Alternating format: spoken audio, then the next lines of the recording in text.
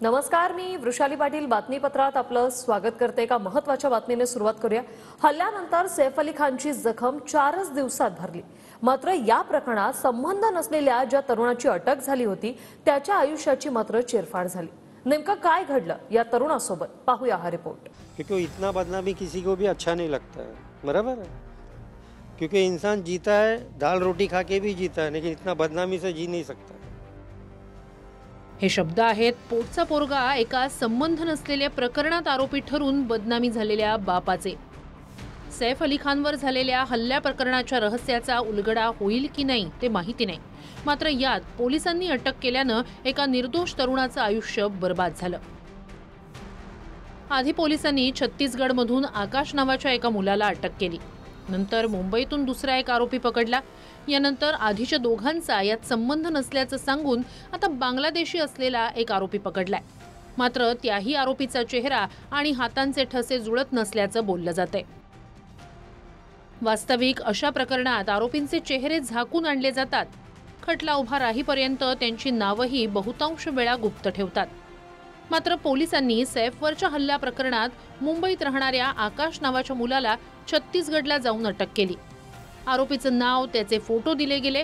नंतर काहीही संबंध न निघाल्यानं त्याला सोडूनही दिलं गेलं। मात्र या घटनेनं त्या मुलाला नोकरी गमवावी लागली। त्याचं ठरलेलं लग्नही मोडलं। पोलिसांनी जेव्हा त्याला छत्तीसगडला जाऊन अटक केली तेव्हा हाच तरुण लग्नासाठी मुलगी बघायला जात होता।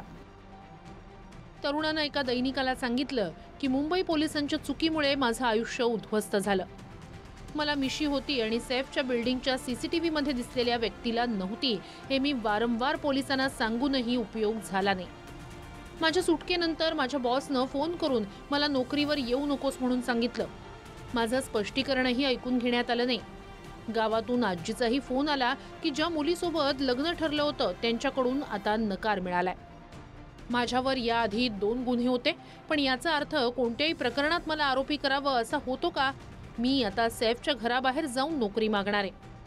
तरुण असंही म्हणाला की या प्रकरणात तिसऱ्या एका आरोपीला अटक झाली, अन्यथा पोलीस मलाच मुख्य आरोपी करणार होते। रिश्तेदार लोग के मेरे जितने यार दोस्त है सब लोग ने भी हम लोग को बोला, देखो तुम्हारे लड़के ने क्या किया, तुम्हारे लड़के ने क्या किया, तुम्हारे लड़के ने क्या। ये तो बोलेंगे ही ना, पब्लिक को मुंह है, मुंह तो कुछ भी बोलता है। मुंह को कोई नहीं रोक सकता है किसी के, बराबर है। बोलने वाला बोलते ही रहेगा। लेकिन किसी का भी एक लाइफ होता है, किसी का भी, मेरा भी एक लाइफ मेरा अलग होता है, इसका एक लाइफ अलग होता है, इसका एक लाइफ अलग होता है। वो लाइफ में ऐसे दिक्कत आएगा तो वो इंसान को तकलीफ होगा ना। वही तकलीफ की वजह से वो आज वो घर पे भी नहीं है, वो किधर गया है कुछ पता नहीं है। हाँ, अभी फिर से अगर उसका लाइफ में अगर फिर से उसकी ज़िंदगी उसको शुरू करना है तो पुलिस ने जो किया है उसके साथ में, या शोएब अली खान ने जो किया है वो उनको एक्सेप्ट करना पड़ेगा, या तो कुछ तो भी बोलना पड़ेगा हमारे से कुछ हो गया है। बस वो एक्चुअली पहले जैसा नहीं है एकदम। उसका जो दिमाग है ना वो जगह पे नहीं है। वो क्या बोलता है क्या नहीं बोलता है उसी को समझ में नहीं आ रहा है। क्योंकि इतना बदनामी किसी को भी अच्छा नहीं लगता है, बराबर है।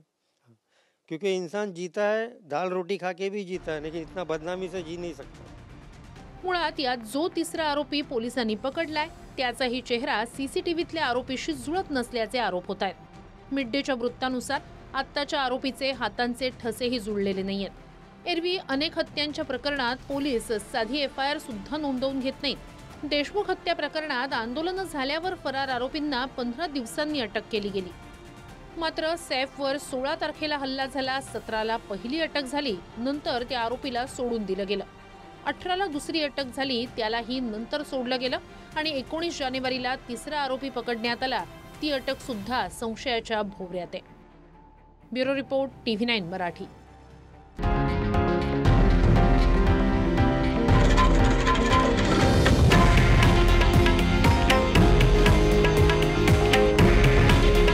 हे आहे देशातील नंबर 1 न्यूज नेटवर्क आणि आपण पाहत आहात TV9 मराठी। काळजी तुमची, हित महाराष्ट्राचं।